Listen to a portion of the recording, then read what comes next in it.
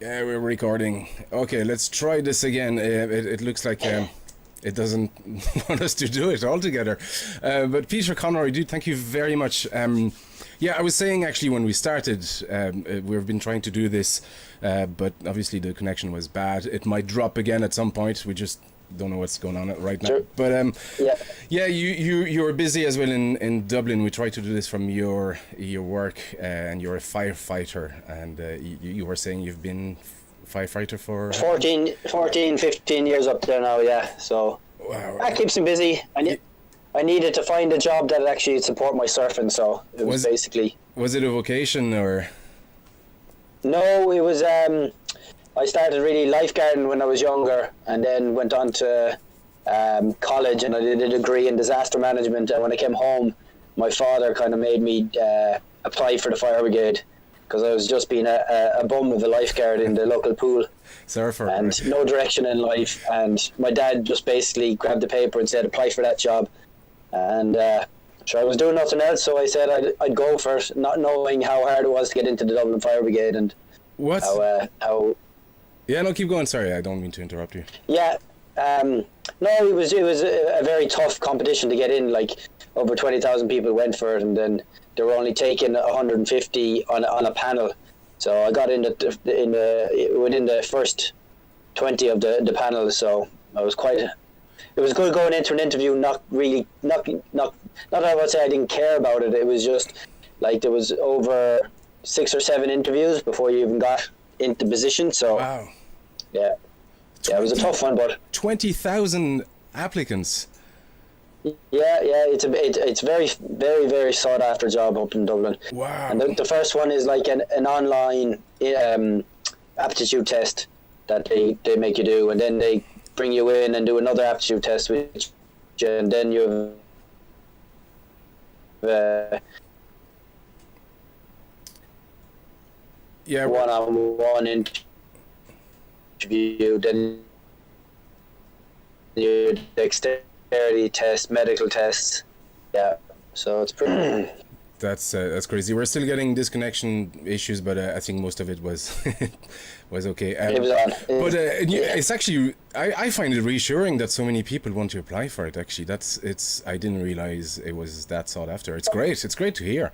Oh, it is a full-time job, and it is a good pension at the end of it. Well, there was, but now like the way the government is going, everything there, it's not what the job used to be back in the day when I joined. So we lost a lot of money in the cuts and everything. So yeah, I hear you. Yeah, is it getting what the HSC, which is our health medical agency, is here in Ireland? Is it getting like a lot of paperwork and watching your back sort of thing? No, it's not even paperwork. It's just the workload is becoming ridiculous. I see. Like we've 12 ambulances running it to cover the whole city, which means the ambulances we're not getting any breaks off the ambulances. We're just busy all the time.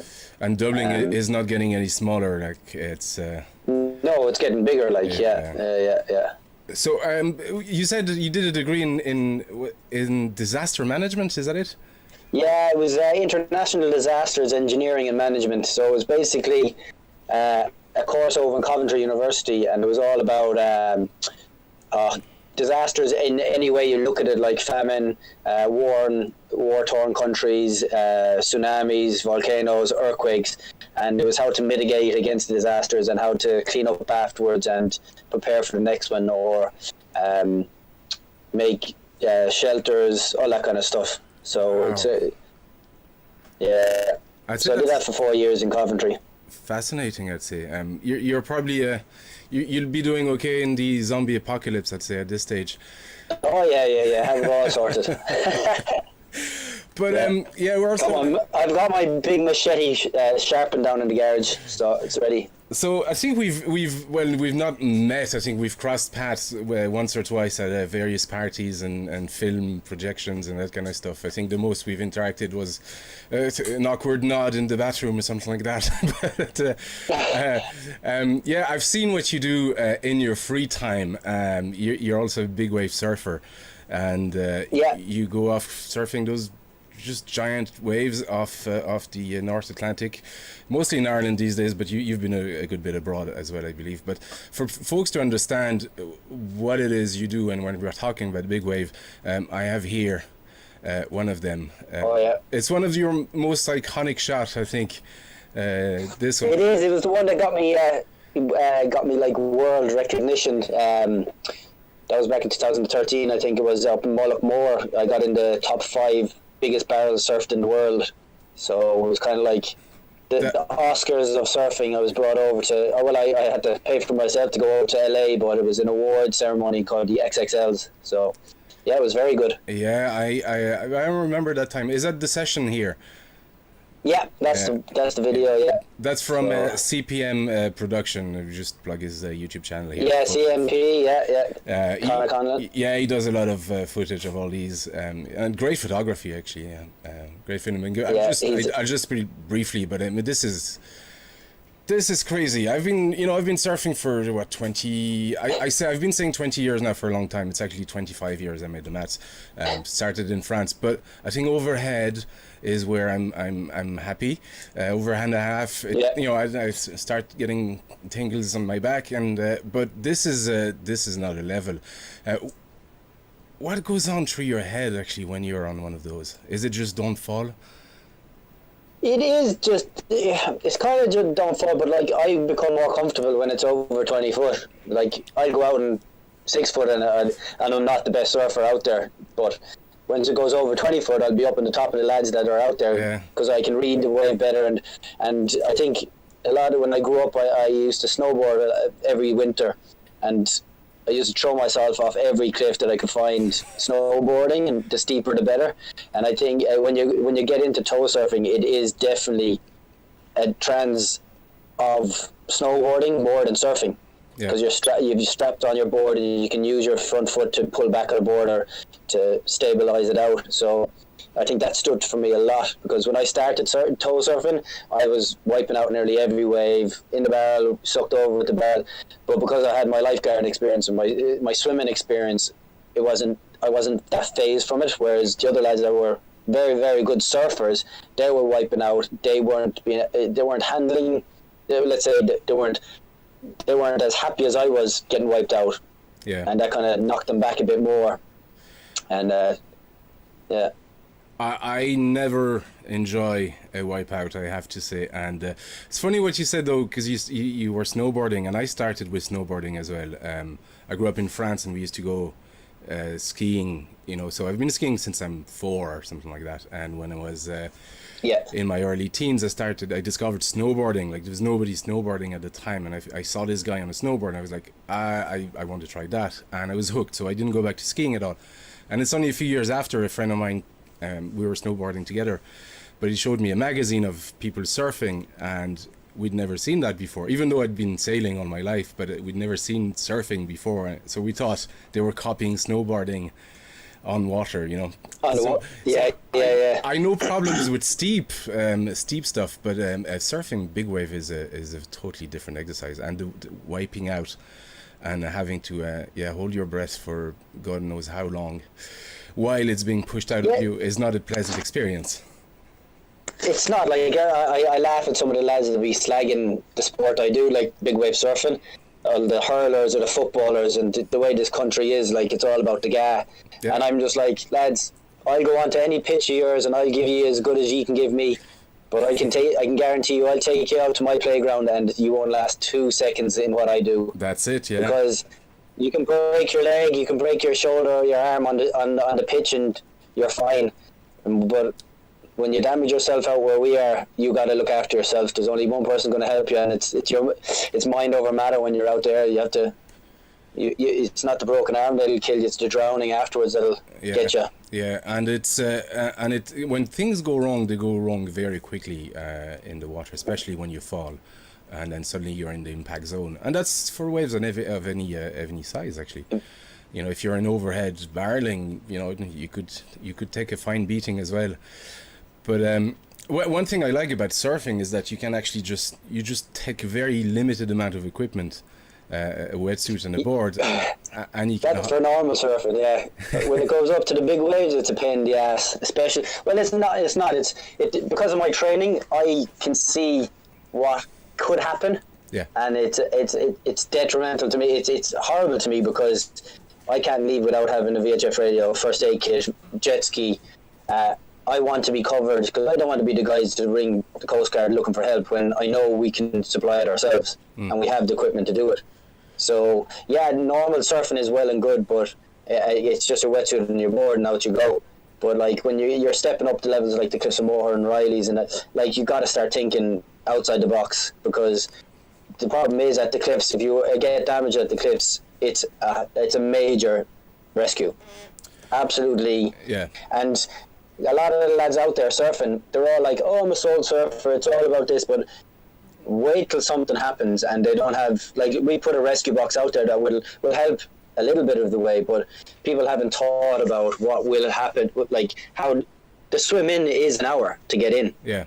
Before you can make a phone call to ring a helicopter. So if you have any life-threatening injury from the fall, the person's going to be dead before the helicopter or the Coast Guard gets there. So that's what it's all about. It's like that's why we're setting up the course like that we're having next week, or on the 24th and the 25th, the Bragg, the Big Wave Risk Assessment Group. It's not just big waves; it's any waves that every surfer can learn medical intervention, CPR, resuscitation, just little things that will save your friend's life if something goes wrong, and get you in a mindset of thinking about what could happen, mitigating the accidents before they happen. Yeah, you've done a lot of work for other surfers and for surfing in general in that field of just safety, security, rescue, and that kind of stuff. You guys have first aid kits as well as some of these spots, don't you? Yeah, we've a first aid medical box down in Riley's, which actually got washed away a couple of weeks ago in one of the massive storms, but it washed up onto the beach in Doonbeg, and we got it back and we drilled it back in. So there's a full medical kit there and medication for pain meds for Riley's, because it's the one spot that, like, I've broken my back, fractured my skull. Some of the lads have femur fractures. Dave, yeah, that's the bad boy. Broken ankles, broken kneecaps. So there's a lot of incidents that happen down there. So we try and get it ready. So if something does go wrong, that everybody's going to be looked after. And even if I'm not there or the other lads, the box is there to be opened by anybody.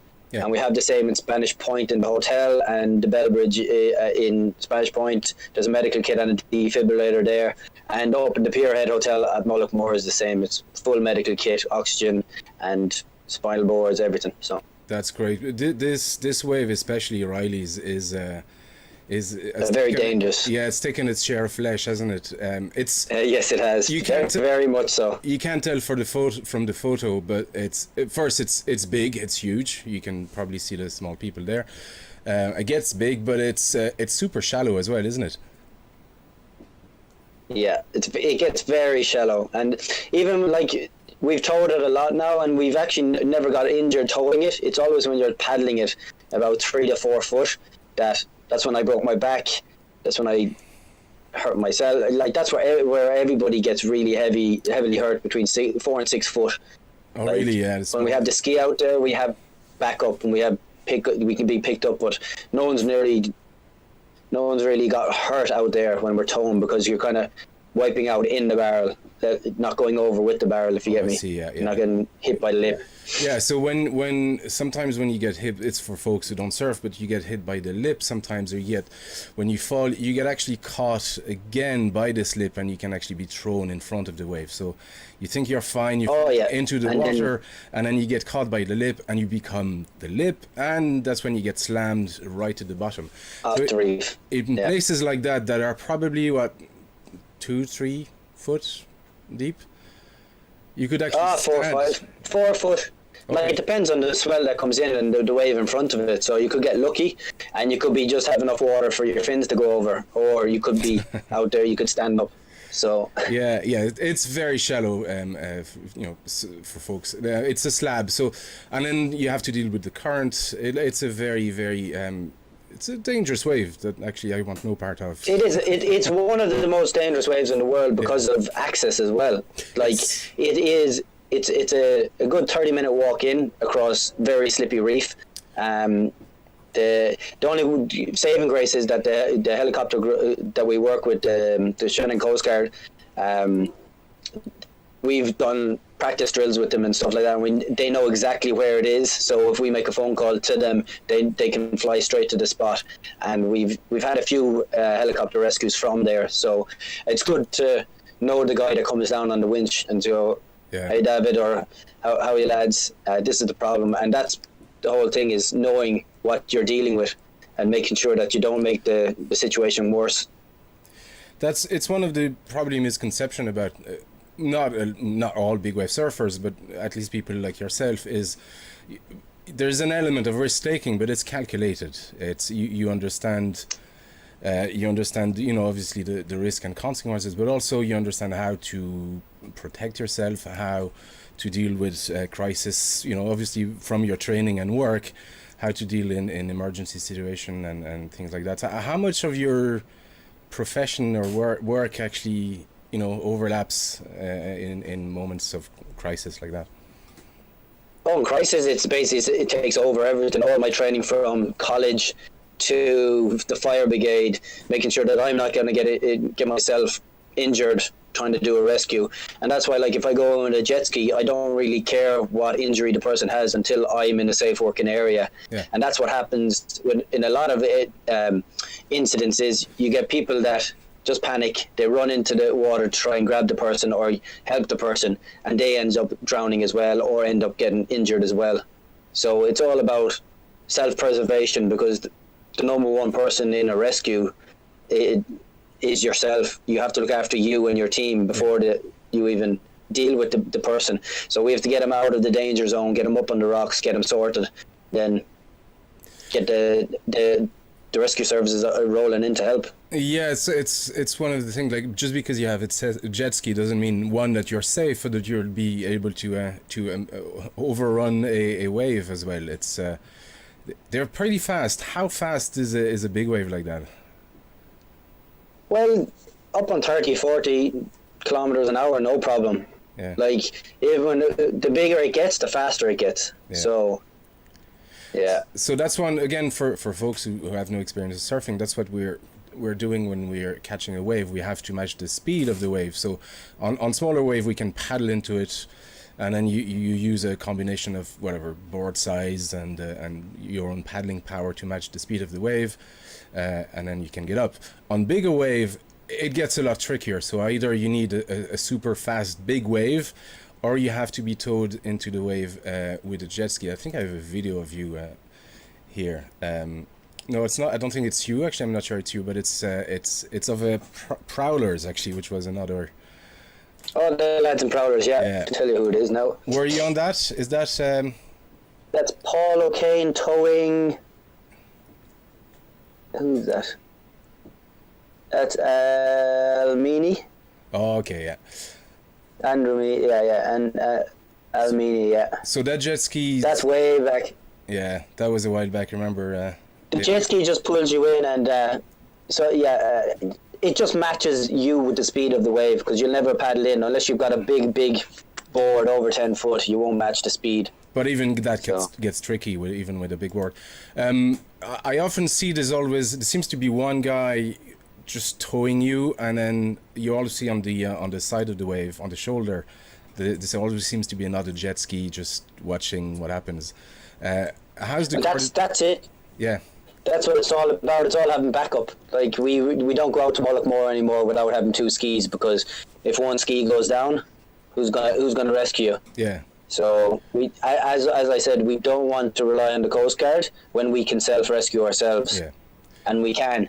And certain spots that we go to, the Coast Guard can't actually get into us. So we're the only ones that can actually do a rescue from the rocks or from the whitewater. So. Yeah, that's. I mean, it's a really great attitude you have with it, and it's about risk management, obviously. But it's Because we've heard a few times in the news of surfers being rescued and getting in difficult conditions that they couldn't possibly, handle and that kind of stuff. It's happened, and it happens to very, very good people as well. So it's it's not a criticism, but it's what you said. The important thing is to be able to self-rescue without having to involve the Coast Guard and. Well, no, the Coast Guard. This is it. When we do have rescues, we go in and we sit down and talk to them and say, right, this is where we went wrong. How can we go right? And how can we help ye? And how can ye help us? I think, when a surfer gets rescued, it's all over the news. It's a special occasion, and we get slated about risking the emergency services lives. Yet, how many times did the Coast Guard go out and rescue the fishermen or the hill walkers that go up Croagh every year? Yeah. And in one day cause 40 rescues on the helicopter from the mountain for religious reasons, but nothing ever is said about that. Yeah, hill walkers and coastal walkers do actually get rescued a lot, and it never makes the news. Yeah. How many is there? A big crew of jet skis in Ireland then? Well, there, as I said, we have the Irish Tow Surf Rescue Club, which is basically just set up to try and train people up to a standard on jet skis, because there is no laws in Ireland about jet skis. There's only 2 laws, sorry. You have to be over 16 to drive one, and you have to wear a life jacket on them. That's the only laws of jet skis in Ireland. The rest of them are bylaws, and every county is different. It's shocking. I'd love to see that.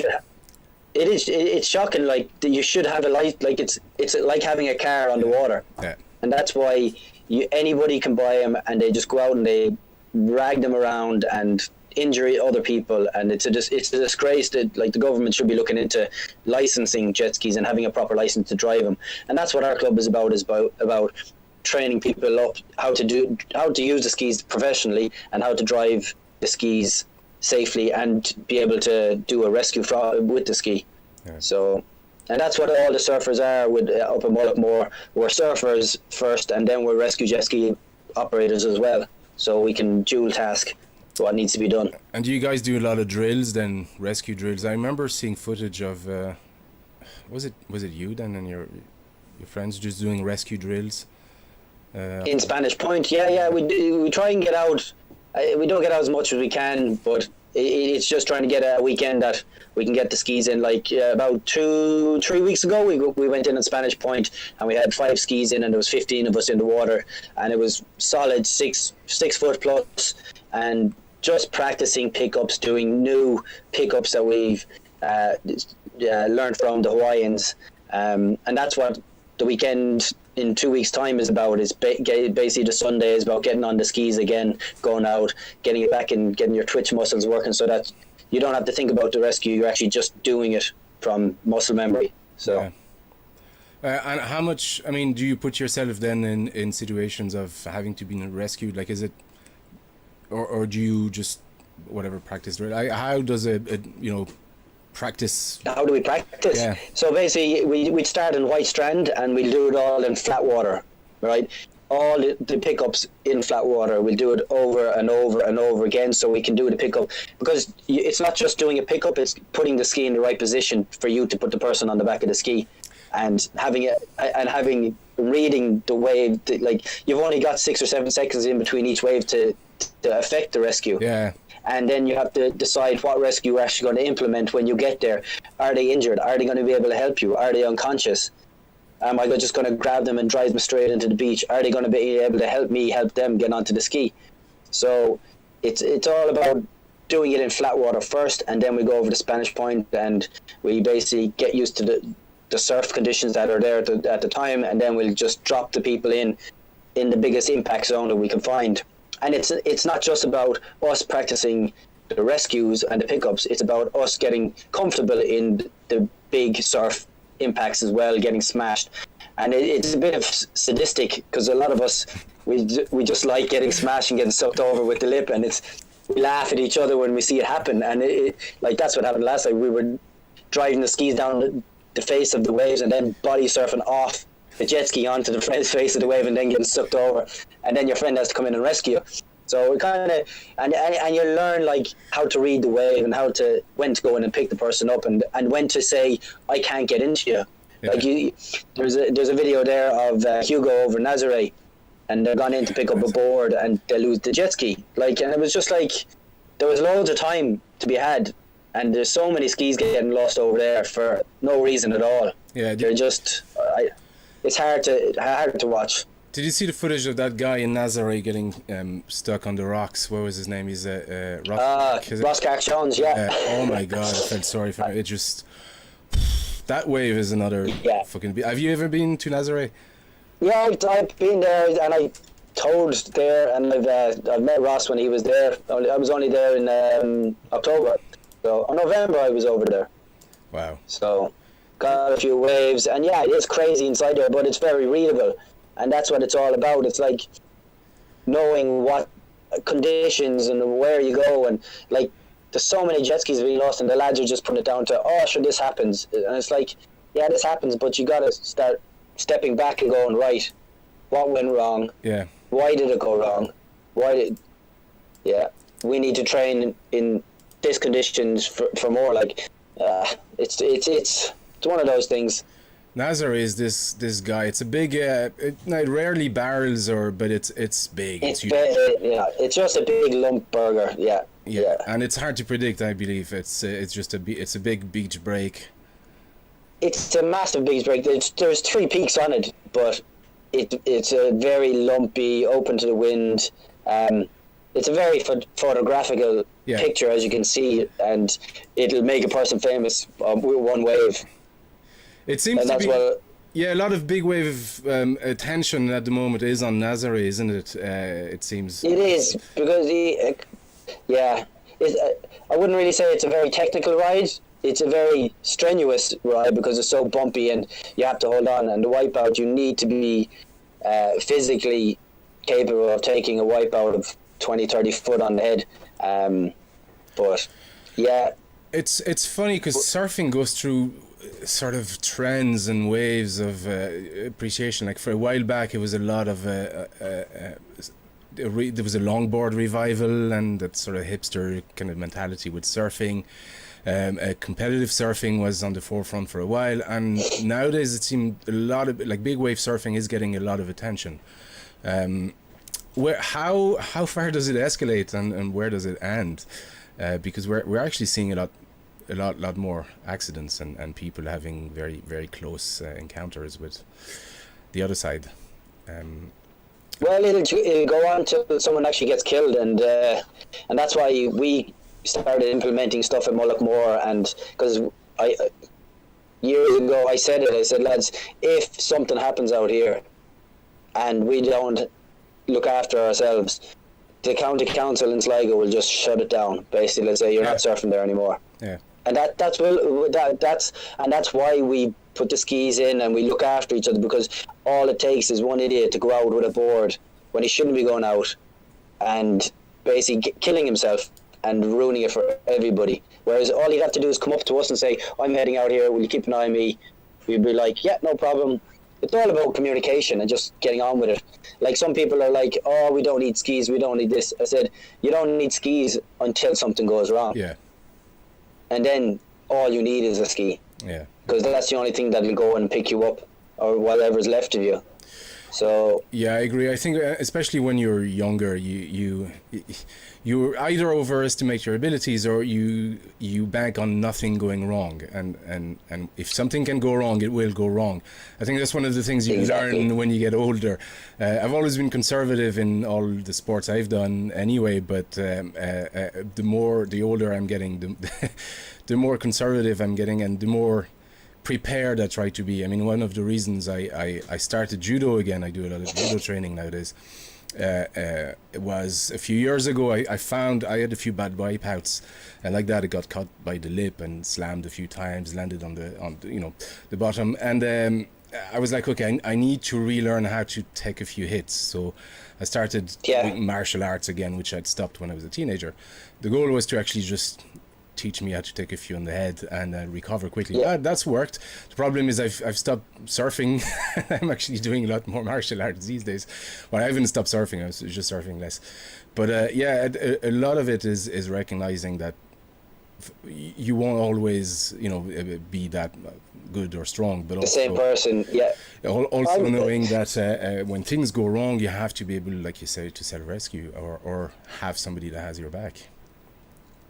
That's it, and going out with the right team that, like, I found it very funny for the first couple of years. It was out there, and people were all like, "Oh, Peter's here. I'm safe. If something goes wrong, he's going to look after you." Yeah. And I was like, "Oh yeah, grand." And when the incidents did happen, yeah, Peter's session was over. I was basically looking after the person that was my session, and I didn't mind doing that because that's what I do. And then I started thinking later on in life, I was like, what happens if I get injured? If I get knocked out unconscious? That's it. Do the lads know CPR? Do they know how to use the defibrillator? Do they know how to come in and rescue me? It's like, it's got to be a give situation for everything. And that's why this course in 2 weeks is a major, like, you see lads fly around the world for big swells, but they're doing it for themselves, for their own publicity. Yeah. Whereas they're not going out doing courses in CPR, resuscitation, or first aid, which it's not going. It's nothing for them. They're learning stuff that'll help other people. Yeah. And that's, you have a lot of guys out there that are actually spending money to learn first aid courses, or to do CPR, or to do anything like that, and it's not for self. You're not going to be able to do CPR on yourself, are you? Yeah. It's all, you're learning for the person next to you. And that's what surfers, every surfer out there should know CPR. They should have a cert up to date. They should know the ins and outs of all the equipment that's all around the coast, and where the local defibrillator is. So that course you mentioned, I've seen actually a few photos on your Facebook page. Can you explain what it is then? So it's just basically a 2-day course that kind of got started off in Hawaii. It's called the BRAG Big Wave Risk Assessment Group, and it kind of kicked off because one of their friends, Sion, got killed surfing big waves, and that kind of kicked started over in the Pacific, and they started saying, right, what are we going to do now to make it safer for everybody? And this course kind of in par with what we've been doing in Ireland for the last 10 years, when we decided we don't want any one of our friends to die, and we've been implementing these kind of courses as well. So we kind of joined up. They brought me over to Hawaii, not last Christmas, the Christmas before, to actually basically show them what we've done in Ireland, and everything they're trying to do is what we have in Ireland, which is kind of groundbreaking, because Ireland is at the forefront for safety in big wave surfing. We have the communications, we have the helicopters that know exactly who and where we are. We've got lads that are trained up in CPR and resuscitation. A lot of the surfers are very, very competent rescue jet ski drivers. So, and the photographers, and that's what we try and say. It's not just the surfers that we want trained up; it's everybody. Yeah. It's the photographers, it's the guys on the headland to notice an accident, when it happens, what they need to do. So this course basically is 2 days of helicopter familiarization, lifeguard scenarios, first aid, CPR, resuscitation, risk assessment, just learning how to deal with an accident when it happens, be it really small and minor, like a broken leg out like on one of the reefs, or be it a major incident at the Cliffs of Moher. We've had them all, we've dealt with them, and we know what to do when it happens. So it's just people to come along and learn from our mistakes, and basically learn how to make it better for other people in the future. And you're one of the organizers, aren't you? Yeah, myself and Danilo Couto from Brazil. He's one of the best big wave surfers in the world. So it's great to have him over as well, teaching all his vast amount of knowledge that he has, that he's going to be sharing with us. That's fantastic. Fair play to you, man. It's a really cool initiative. I saw as well you were in Hawaii for a while. I was so jealous. I've been there once in Kauai for a few weeks, and what a place. The surf culture. Oh, it's amazing. It's hard to describe how. It's just part of what they do as well. You know, you have the ones that are nuts about surfing, but you have also a majority of people who just, that's another thing they do. It's just, you know, like you go cycling, or it's so ingrained in the culture there, and what a place. They have serious shore breaks, haven't they? But then again, when I was there, I just wished I was at home because the crowds over there is ridiculous. Yeah, well, yeah. It's ridiculous. Yeah. And like the waves, we have better waves here, hands down. We have better waves here. But the only thing we have is it's cold. Yeah, I was going to say they're just colder. I remember surfing there, and I met one of the guys from Emerald, which is a clothing brand. I don't know if it's still running. One of my sponsors. Yeah, there you go. And he was there actually with his what's his name? A South African guy. Neil Brew. Yeah. Neil Aitchison. Yeah, Neil. And we actually met there. He just happened to be there at the same time. So we actually met there and took a shot of the two of us with Emerald t-shirts. That was our wetsuit. That's all we had, and shorts. But Very good. yeah, it was really cool. Really cool to meet somebody. But yeah, the waves here are really good. I mostly exclusively go to Fenor because it's handy. Yeah. I live right close to it, next to it, so I can actually just go in for an hour and then come out and then continue with my day. I'm not as obsessed with surfing as I used to be, and I can actually pick the best days or when there's less people, because we don't really have crowds here. It's one of No, we don't. One of my favorite mottos is there's always another day for surf. Yeah. Because when it is booming and the lads are like, oh, you have to take off work, it's like, no. Back in the day, I used to do it. I used to try and swap my days around to get off for the best, and now it's like, nah, I'll leave it because there's always going to be a better day. There's always going to be a better day. Yeah, and at some point you lose track of your wave count, so it's when that happens, you can. I'll go tomorrow. There'll be less people. It's not the weekend, or it's I'm lucky I can go after work. Although these days I haven't much really. I've become a wimp actually since I surfed in Hawaii, and we go to France every year, back to my old surf spot near La Rochelle, and so I get to surf there as well, which is great. But I forgot how tough it was there, and they have shore breaks and very fast, very shallow waves. So I get clipped every time I go there. I'm not as young as I was. Can you still surf small waves, like the waves that aren't 20 foot? Yeah.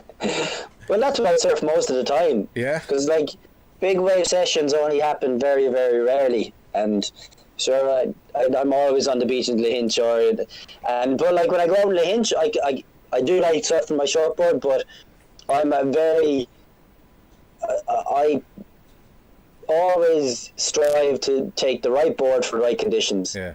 And so when I go out in Lahinch, 80% of the time I bring my longboard out because I'm out there as a training session. So I'm out there to get as many waves as I can, and a lot of the waves in Lahinch, they're not shortboard. So certain conditions are longboarding. It's basically, and the lads would be snagging, whoa, on the longboard, oh, you old fucker. And I'd be just like, who's catching more waves? Exactly. Who's having more fun? Yeah. Me. So shut up. And then I drop it in them and push them off the wave. Longboarders. So, and then we have other smaller waves like Riley's, and there's loads of waves around here there's loads of waves to be had, and that's, I actually surf my 510 more than I surf my longboard or anything else. So. Yeah. Like what I have, I make my own boards now, so I have a collection of just stuff that works, stuff that doesn't work. But I over the past few years, I end up riding one of those mini Simmons type of boards. Yeah, I know. Yeah. Because I made one that was just very thick, very wide with a white tail, and it seems to get into most conditions I throw it at. Now, like I said, I'm not a super adventurous surfer, so I recognize when I'm out of my depth as well very quickly, so I don't go in double overhead barreling. It's just not my surfing. It's not me. But yeah, it's that's what I surf a lot these days. I used to do a lot of either shortboarding or longboarding, and I find the mini sim works for me as well. But yeah, I'm lucky. I surf Fenor pretty much exclusively a lot. People, when I say I surf in Ireland, do you get that abroad as well? When we say we surf in Ireland? People, well, no, not anymore, because everybody knows Ireland has surf now. Yeah. A surfer, if you talk to any surfer in the world, they know we surf. Yeah. Yeah, I suppose you probably evolve in a microcosm of surfing as well, so people will probably either know your name already or know that there's surfing in Ireland. I probably have a wide audience of friends, like from martial artists or video gamers or musicians that would I meet abroad, and they go like, "Is there waves in Ireland?" And I'm like, "Yeah, of course." I mean, it's surrounded. I've met plenty of people even in work in Dublin, like on the East Coast, to be like, "Oh, there's the waves in Ireland, is there?" And then I showed them some of the waves that we have, and they were like, "No, that's not Ireland." And I was like, "Yeah, it is."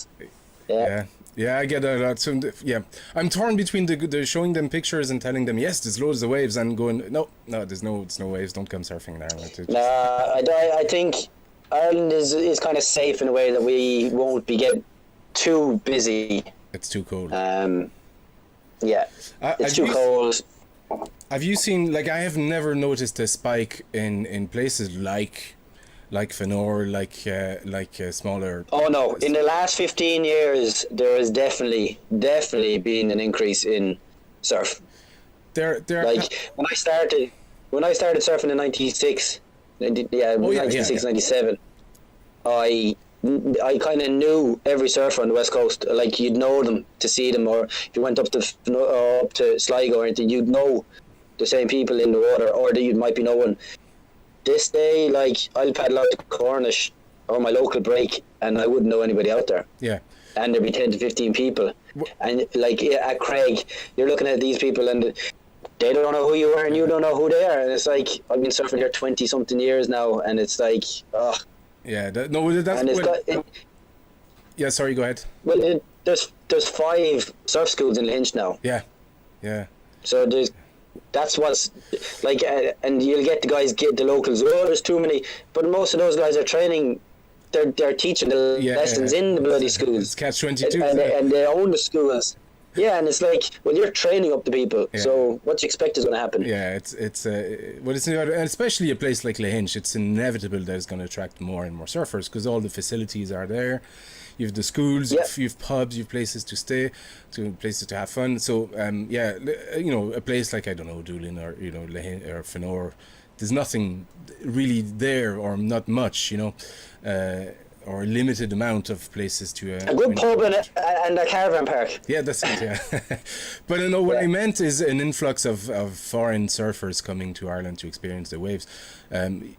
I haven't noticed that at smaller places, but maybe the only place you'd experience that is probably somewhere like Riley's, where people see photos in magazines. Massive. And go, you get a lot of the professional bodyboarders coming over now, and people that see them in the magazines and go, "Oh, I want to surf that spot," and they're coming over, and it's getting very busy down there with bodyboards and surfers. You guys had Shane Dorian as well come over a few times. Or was it one? Yeah, with Shane Dorian over recently, Nick Van Romp. Oh yeah, you can. Yeah. We're going to get them all by the end of the day. Jamie O'Brien, all them, they've all come over. They all, this is the best place in the world, and then it's too cold, and they rarely come back. So yeah, I was going to say they experienced it once and want no part of it afterwards. Cause it does get cold. Yeah. It is. Yeah, it's very cold, and a good smash in here. Like, getting wiped out in 20-foot warm water is nothing like getting smashed by 20-foot cold water in a wetsuit. Yeah, there's nothing like it. I had this in reflection actually when I was in Hawaii, and there was a few big sets that I was dodging or catching, and I fell on a few, and I was like, you know what, I'm actually fine because it's warm, but in Ireland, even just duck diving under a wave to let it pass, your head gets that ice cream sort of headache, and your breath gets taken out of you, like you've nothing already by the time you go under the wave. So it's really tough in cold water. Like, it's a very, very difficult. Your body just reacts completely different. Like, it's like that's what I find very intriguing, is like, because of my medical background, I know exactly what the body is going through when you wipe out, and why you can hold your breath longer and stuff like that. So it like, cold water is a different game altogether. It's horrible, and the older I get, the less I avoid nowadays. I avoid November to February. Like I start surfing again in March. I've just become a wimp when it comes to surfing. You do realise the coldest time of the year is March, yeah? Yeah, until June or something like that. March, April, May are the coldest in the world. The coldest. You know, it's not the water actually temperature that bothers me. It's the wind chill. Yeah, the wind chill and the changing in the car park in winter is horrible. You know, especially if you forgot your wetsuit outside and you go in the morning and it's half frozen or still wet and it's windy. It's a horrible time when you're putting on your wetsuit going, why am I doing this again?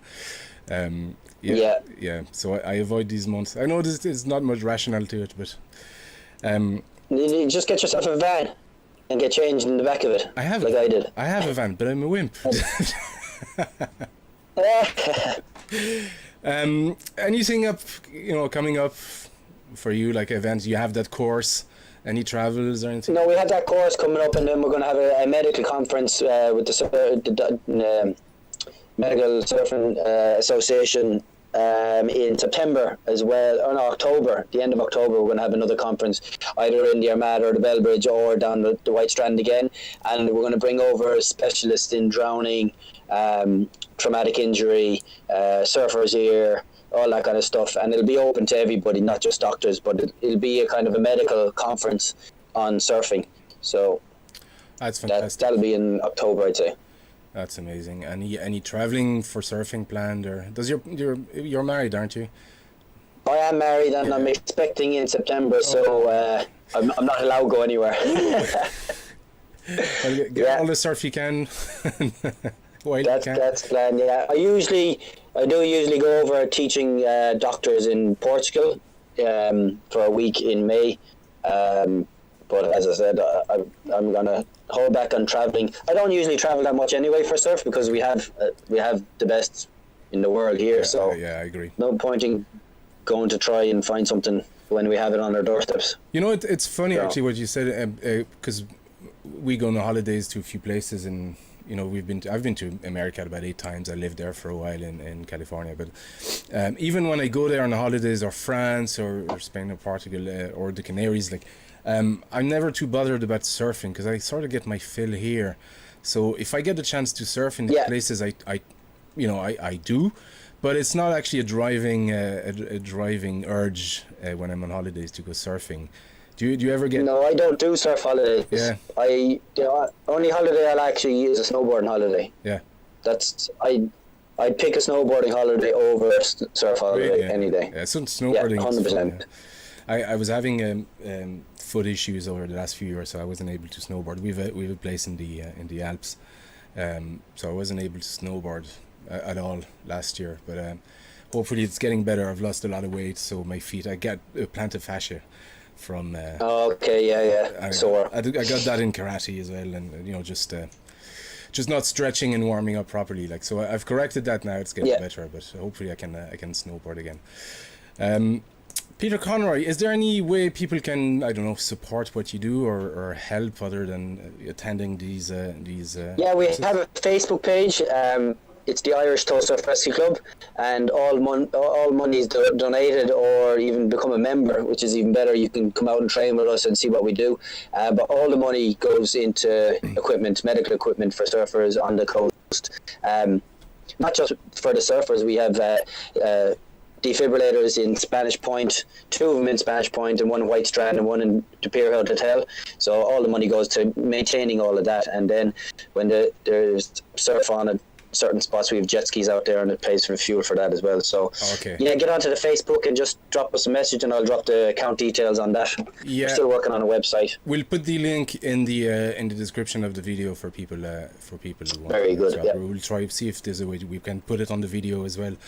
But dude, thank you very much. Actually, I had tons of fun. It was very interesting. I wanted to talk to you for ages now about the crazy stuff that you do, and especially the rescue and teaching side of it, because it's there should be more of that, and more people do it. There should be, more than. I always said, get rid of the religion out of school and start bringing in CPR and resuscitation and all that kind of stuff, because that's the stuff that's needed.